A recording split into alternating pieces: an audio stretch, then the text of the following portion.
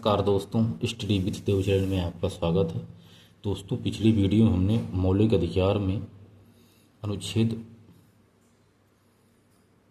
22, 19 बता दिए थे।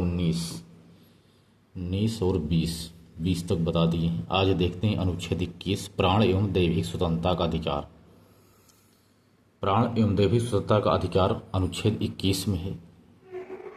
तो यह कहता है, किसी व्यक्ति को उसके प्राण एवं दैहिक स्वतंत्रता से केवल विधि द्वारा स्थापित प्रक्रिया द्वारा ही वंचित किया जा सकता है, अन्यथा नहीं। यह कहता है कि किसी व्यक्ति को उसके प्राण एवं दैहिक स्वतंत्रता से केवल विधि द्वारा स्थापित प्रक्रिया द्वारा ही वंचित किया जा सकता है, अन्यथा नहीं। तो ये विधि द्वारा स्थापित प्रक्रिया क्या है? विधि द्वारा स्थापित प्रक्रिया है मतलब संसद यानी विधायिका, संसद द्वारा जो विधि बनाई जाती है उसी के आधार पर न्यायपालिका निर्णय करती है इसको वंचित किया जाए या नहीं। या विधि द्वारा जो स्थापित प्रक्रिया है दोस्तों, जापान से प्रेरित है। विधि द्वारा स्थापित प्रक्रिया जापान से प्रेरित है, यह यहीं से ली गई है। विधि की सम्यक प्रक्रिया क्या है? यानी विधि की उचित प्रक्रिया, इसका क्या अर्थ है? तो इसका मतलब यही है कि न्यायपालिका विधि के साथ साथ विधि विवेक तर्क का प्रयोग करके तर्क का प्रयोग निर्णय करती है, जो है इसे प्राकृतिक न्याय का सिद्धांत कहते हैं। जैसे न्यायपालिका विधि के साथ साथ अपने विवेक का प्रयोग करके, माने उस प्रयोग का निर्णय तभी करती है जब निर्णय कर देती, तो इसी को ही प्राकृतिक न्याय का सिद्धांत कहते हैं। यानी यही एक उचित प्रक्रिया है। यह यूएसए से प्रेरित है। यानी न्यायपालिका विधि के साथ साथ अपने विवेक तर्क का प्रयोग करके तर्क का प्रयोग का निर्णय जो करती है, इसी को ही प्राकृतिक न्याय का सिद्धांत कहते हैं। यानी विधि की यही उचित प्रक्रिया है। यह यूएसए से प्रेरित है। इसी के उपलक्ष्य में कुछ केस देखने को मिलते हैं। एक केस था ए.के. गोपालन केस। ए.के. गोपालन केस में सुप्रीम कोर्ट ने कहा जीवन के अधिकार की सीमित व्यवस्था की थी। यानी सुप्रीम कोर्ट ने जीवन के अधिकार की सीमित व्याख्या की थी। आर्टिकल 21 यानी व्यक्ति का जीवित रहना, यानी राइट लाइफ, मतलब यह ए.के. गोपालन केस में अनुच्छेद 21 को कहा गया, यह व्यक्ति के जीवित रहने का यह साधन है। यानी इसकी व्याख्या प्रस्तुत की। इसके बाद अगला केस था मेनका गांधी केस 1978 ईस्वी में। इसमें कहा विदेश यात्रा का अधिकार इसमें शामिल है। यानी जो अनुच्छेद 21 है, इसमें विदेश यात्रा का अधिकार भी शामिल है। और जो विधि व्यक्ति प्राण एवं दैहिक स्वतंत्रता का वंचन करती हो, उसे उचित तर्क संगत एवं न्यायपूर्ण होना चाहिए। यह कहा मेनका गांधीवाद में कहा गया कि जो विधि व्यक्ति के प्राण एवं दैहिक स्वतंत्रता का वंचन करती है, उसे उचित तर्क संगत एवं न्यायपूर्ण होना चाहिए, नहीं तो वंचन उसका नहीं किया जा सकता। इसके बाद कहा विधि की सम्यक प्रक्रिया यानी प्राकृतिक न्याय की स्थापना हुई, जो यूएसए से प्रेरित है। यानी जो सम्यक प्रक्रिया है, यानी गरिमा पूर्ण जीवन का अधिकार, यानी निकल कर आया। जो गरिमा पूर्ण जीवन का अधिकार है, यही निकल कर आया। यानी मेनका गांधी केस में विदेश यात्रा, यदि किसी यानी प्राण एवं दैहिक स्वतंत्रता का वंचन होता है, तो वह वंचन उचित तर्क संगत एवं न्यायपूर्ण होना चाहिए, तथा इसी की गरिमापूर्ण जीवन का अधिकार भी इसी केस से निकल कर आया। इसके बाद जीवन जीने के अधिकार में क्या मरने का भी अधिकार है? आप एक क्वेश्चन कर रहे हैं कि जीवन जीने के अधिकार में क्या क्या मरने का अधिकार शामिल है? तो इसी के उपलक्ष्य में एक केस आया था, श्रीपति दूबल, महाराष्ट्र का केस था 1987 ईस्वी में। सुप्रीम कोर्ट ने कहा जीने के अधिकार में मरने का अधिकार शामिल है।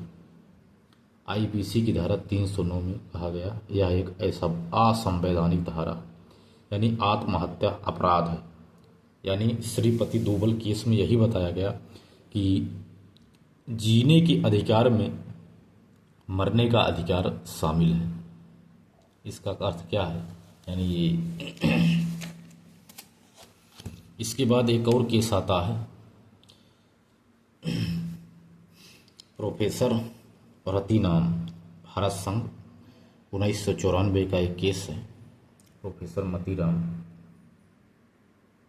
केस है। इसमें कहा गया कि सुप्रीम कोर्ट ने कहा कि जीने का अधिकार में मरने का अधिकार शामिल नहीं है, आत्महत्या अपराध है। जबकि दूबे वाले में कहा गया कि जीने के अधिकार में शामिल है। इसमें बताया कि यह अधिकार मरने के अधिकार, जीने का अधिकार में मरने का अधिकार शामिल नहीं है बल्कि और आत्महत्या अपराध है, तो उसमें बताया गया। उसके बाद यूथेनेसिया में दया मृत्यु एवं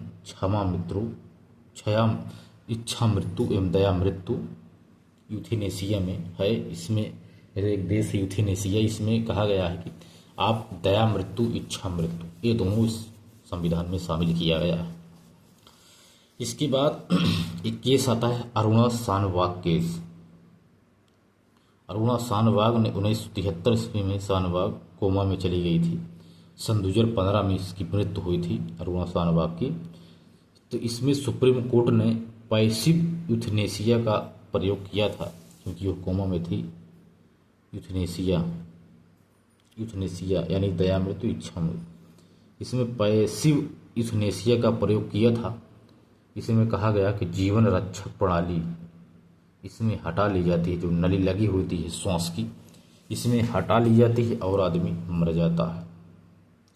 विश्व में यूथनेसिया देखा जाए तो यूएसए के 5 प्रांत में है, बेल्जियम है, नीदरलैंड में है, स्विट्जरलैंड में है, लग्जमबर्ग है, आदि जगह है। भारत में पैसिव यूथनेसिया है, भारत में भी पैसिव यूथनेसिया है। इसके बाद कॉमन काज केस सन 2018 ईस्वी में केस आया था, कॉमन काज केस सन 2018 ईस्वी। इसमें कहा गया सम्मान सहित मरने का अधिकार,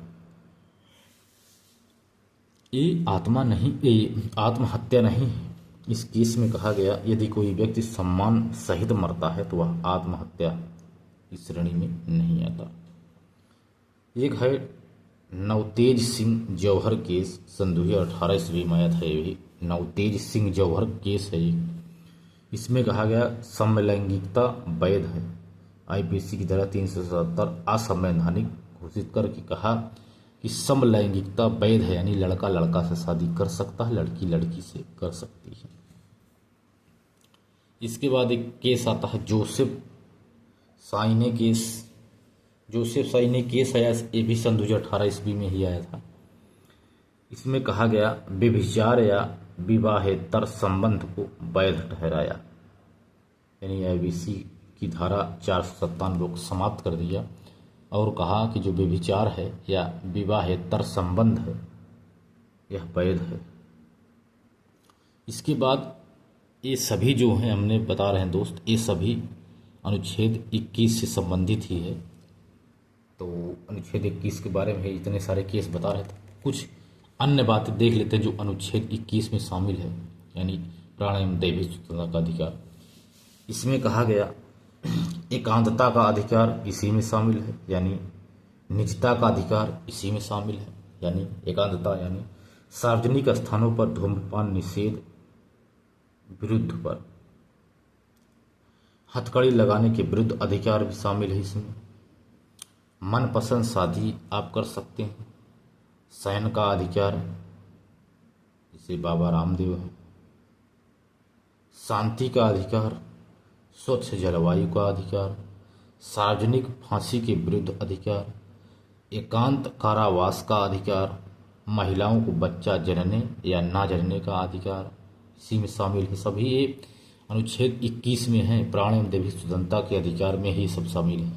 यौन शोषण का अधिकार, अक्षय मुक्त भोजन का अधिकार, चिकित्सा विधिक सहायता आदि का अधिकार, ये सभी दोस्तों अनुच्छेद 21 में ही शामिल है। इसके बाद देखते हैं अनुच्छेद 21(1). अनुच्छेद 21(1) में देखते हैं, यह भी स्वतंत्रता के अधिकार में है। छेद 19 से 22 तक है। तो स्वतंत्र 21 हम अलग से देख रहे हैं दोस्तों। तो आर्टिकल 21(a) कहता है शिक्षा का अधिकार। इसमें शिक्षा के अधिकार को बताया गया है। इस एक केस आया था मोहिनी जैन वर्सेज कर्नाटक केस। इसमें सुप्रीम कोर्ट ने शिक्षा का अधिकार जीवन का अधिकार कहा। शिक्षा का अधिकार कहा सुप्रीम कोर्ट ने, क्या जीवन का अधिकार है, यानी मोहिनी जैन केस में। सन 2002 में 86वें संविधान संशोधन आया था, जिसमें संविधान संशोधन के द्वारा संविधान 21 से बढ़ाया गया और 6 वर्ष से 14 वर्ष तक के बच्चों को अनिवार्य एवं निःशुल्क शिक्षा दी जाएगी, ऐसा इसमें शामिल किया गया है शिक्षा के अधिकार में। सन 2002 में 86 जो संविधान संशोधन हुआ था, तो इसमें आर्टिकल 51(a) यानी माता पिता अपने बालकों को शिक्षा दिलवाएंगे, ये भी जुड़ा था 51(a). इसमें कहा गया था जो नीति निर्देशक तत्व और DBPST में इसमें 6 वर्ष तक के बच्चे की देख रेख एवं शिक्षा का भी इसमें वर्णन किया गया है। यानी अनुच्छेद 21 में शिक्षा का अधिकार है, यानी शिक्षा का अधिकार एक जीवन का अधिकार है, ऐसा कहा गया है। जो मोहिनी जैन केस में इसको स्पष्ट कर दिया गया। सन 2009 में एक एक्ट आता है, संसद में एक्ट आया। इसमें RTE एक्ट के तहत शिक्षा का अधिकार अधिनियम सन 2019 लाया गया था। 1 अप्रैल सन 2010 से इसे लागू कर दिया गया। यानी सभी को शिक्षा देना, 6 से 14 वर्ष के बच्चों को शिक्षा देना अनिवार्य एवं निःशुल्क इसको बना दिया गया, अनिवार्य बना दिया गया। अब देखते हैं आर्टिकल 22 क्या कहता है। आर्टिकल 22 कहता है गिरफ्तारी एवं निरोध से संरक्षण। गिरफ्तारी एवं निरोध से संरक्षण। गिरफ्तारी क्या है, यानी दांडिक विरोध, यानी दांडिक विधि के आधार पर गिरफ्तार करना, यानी अपराध होने के बाद गिरफ्तारी। यदि संरक्षण आर्टिकल 22(1) में मिला है कि दांडिक निरोध यही कहता है गिरफ्तारी में दांडिक विधि के आधार पर गिरफ्तार करना, यानी गिरफ्तार पर, यानी अपराध होने के बाद गिरफ्तारी, इसका मतलब है दांडिक निरोध। और निवारक निरोध क्या है? निवारक निरोध है कि निवारक निरोध कानून के आधार पर, यानी अपराध की पूर्व शंका के आधार पर गिरफ्तारी। यानी गिरफ्तारी आप 2 प्रकार से कर सकते हैं, यानी अपराध होने के बाद गिरफ्तार कर सकते हैं या अपराध होने की शंका पर भी गिरफ्तार कर सकते हैं। इसका संरक्षण आर्टिकल 22(4) में से 22(27) तक इसको मिला है, संरक्षण मिला है। इसको 22(1) से 22(3) तक इसको संरक्षण मिला है। निवारक निरोध को 22(4) से 22(27) तक संरक्षण मिला है। यानी गिरफ्तारी एवं निरोध से संबंधित अगर बात की जाए तो गिरफ्तारी में जो है दांडिक निरोध एवं निवारक निरोध 2 प्रकार से शामिल है गिरफ्तारी। यानी आप अपराध होने के बाद भी गिरफ्तार कर सकते हैं या अपराध होने की शंका के आधार पर भी गिरफ्तार कर सकते हैं। अब दांडिक गिरफ्तारी क्या है? दांडिक गिरफ्तारी आर्टिकल 22(1) कहता है गिरफ्तारी का कारण बताया जाए, ऐसा हमारा अधिकार है। अपने मनपसंद विधि व्यवसायी से परामर्श का अधिकार भी रखता है, अनुच्छेद 22(1) कहता है। 22 तो कहता है 24 घंटे के अंदर मजिस्ट्रेट के सामने पेश का अधिकार भी है हमको। इसमें यात्रा का समय शामिल नहीं है। 24 घंटे से ज़्यादा रखने के लिए मजिस्ट्रेट की अनुमति लेनी होगी, ऐसा अनुच्छेद 22(2) में कहा गया है। इसके बाद 22(3) कहता है 22(3) कहता है कि यह अपवाद है। कहा गया कि विदेशी शत्रु को ये सब नहीं प्राप्त है, जो 24 घंटे वाला है, रास्ते वाला, ये सब जो अधिकार प्राप्त है हम लोगों को, यह विदेशी शत्रु को प्राप्त नहीं है। जिनको निवारक कानून के तहत गिरफ्तार किया जाएगा, उपरोक्त 4 बातें नहीं प्राप्त होगी जो ऊपर हमने बताई है। अब निवारक निरोध देखते हैं, इसके संरक्षण के बारे में 22(4) कहता है, आर्टिकल 22(4) निवारक निरोध के विषय में।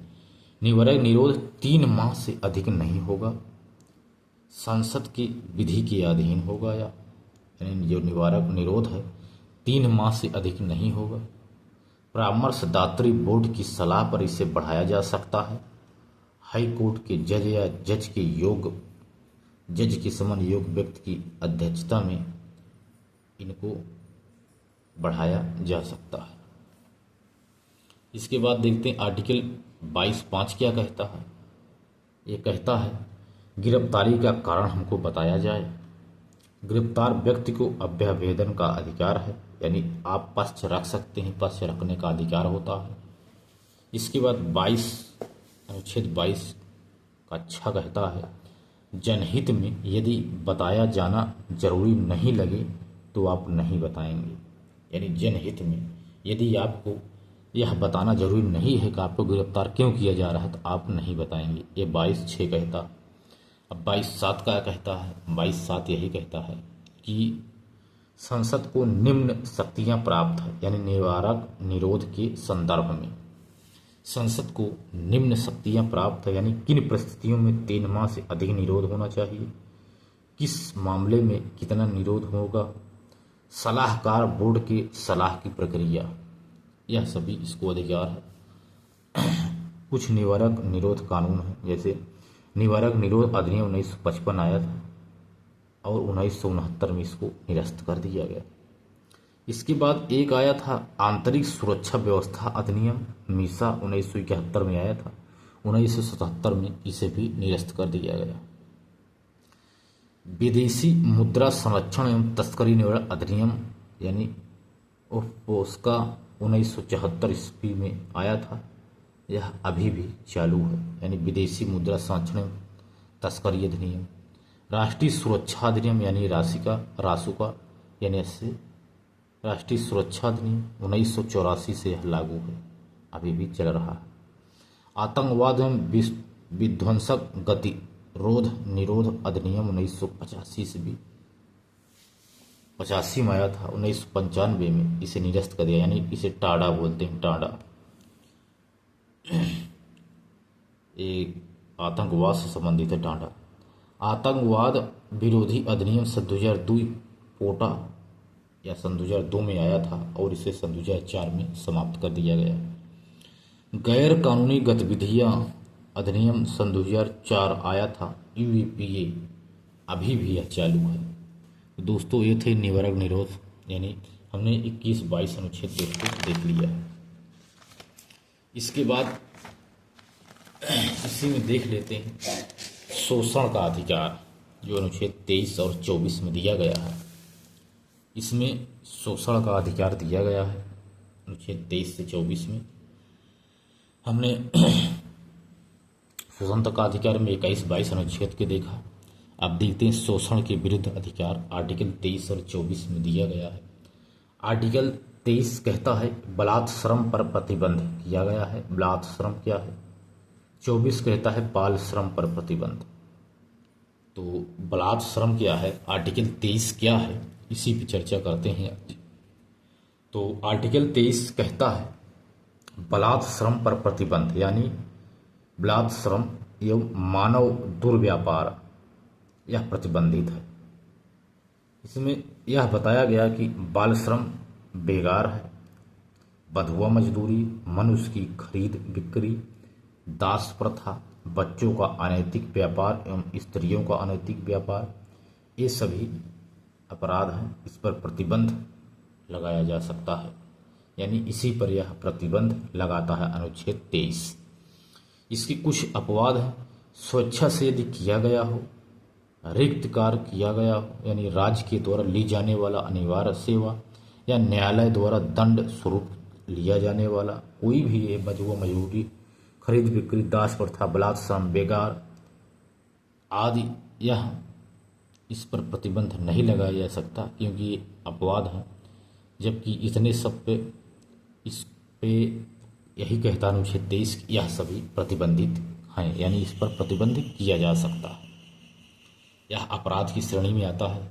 एक एक्ट आता है बंधुआ मजदूरी प्रणाली उन्मूलन अधिनियम 1976 ईस्वी में। इसमें महिला एवं बाल अनैतिक व्यापार निवारण अधिनियम 1986 इसी के द्वारा प्रेरित है। दो अधिनियम आए थे, यानी बंधुआ मजदूरी प्रणाली उन्मूलन अधिनियम 1976 ईस्वी। इसके बाद 10 साल के बाद आया था महिला एवं बाल अनैतिक व्यापार निवारण अधिनियम 1986 ईस्वी।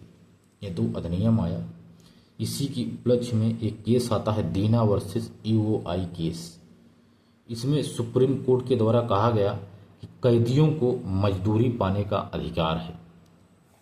यह सभी दोस्तों अनुच्छेद 23 से ही संबंधित है, यानी बलात् श्रम एवं मानव दुर्व्यवहार पर प्रतिबंधित यह लगाता है अनुच्छेद कि बलात् श्रम प्रतिबंधित किया जाए, यानी प्रतिबंधित इसके में किया गया है अनुच्छेद 23 में। अनुच्छेद 24 में बाल श्रम पर प्रतिबंध लगाता है। अब ये तो बलात् श्रम पर था, लेकिन ये तो बाल श्रम पर प्रतिबंध लगाता है अनुच्छेद 24। यह कहता है कि 14 वर्ष तक बच्चे को कारखाना या खान या जोखिम वाले कारखानों पर यदि लगाते हैं काम पर, तो यह इसको प्रतिबंधित करता है, यानी नियोजन पर यह प्रतिबंधित है। बाल श्रम प्रतिषेध एवं विनिमय अधिनियम 1986 आया था। इसमें कहा गया सन 2006 में घरों में तथा होटल में भी इसको प्रतिबंधित कर दिया गया कि आप 14 वर्ष से कम बच्चे हैं तो इसको आप यहाँ घरों में, होटल में आप काम पर नहीं लगा सकते। इसको यह प्रतिबंधित करता है। सन 2016 में एक्ट आया था। इसमें संशोधन किया गया कि किसी भी उद्योग व्यापार में 14 वर्ष तक के बच्चों का नियोजन पूर्णतः प्रतिबंधित है, यानी 16 के बाद आप कहीं भी नहीं लगा सकते, घर होटल के अलावा भी। इसके बाद एक नियोक्ता तथा माता पिता को भी दंड मिलेगा। ऐसा कहा गया है कि यदि आप इसको करते हैं तो नियोक्ता यानी माता पिता को भी आपको दंड मिलेगा, आपने इस बच्चों को भेजा है। दंड में जैसे 6 माह का दंड, 2 वर्ष की सजा, 2000 से 5000 तक जुर्माना। यदि आपने यही दोबारा अपराध किया तो 1 वर्ष से आपको 3 वर्ष तक की सजा हो सकती है। 1 वर्ष भी हो सकती है, 2 वर्ष और 3 वर्ष भी सजा हो सकती है। यह बाल श्रम पर यह प्रतिबंध लगाता है 24। घरेलू व्यवसाय में छूट है। इसमें कुछ अपवाद है। घरेलू व्यवसाय में छूट है, लेकिन कुछ शर्तों को मानना होगा। या आप काम को कराएं, लेकिन स्कूल के बाद करा सकते हैं। अधिकतम 3 घंटे काम ले सकते हैं। बाल कलाकार अधिकतम 5 घंटे, एक बार में 3 घंटे तक। शाम 7 बजे के बाद नहीं तथा सुबह 8 बजे से पहले नहीं। आप सुबह 8 बजे से पहले और 7 बजे के बाद आप बच्चों से भी कुछ काम नहीं ले सकते हैं। कुछ छूट इसमें प्रदान की गई है। दोस्तों, ये था शोषण के विरुद्ध अधिकार। तो दोस्तों, मिलते हैं और बेहतरीन क्लास में। तब तक के लिए धन्यवाद।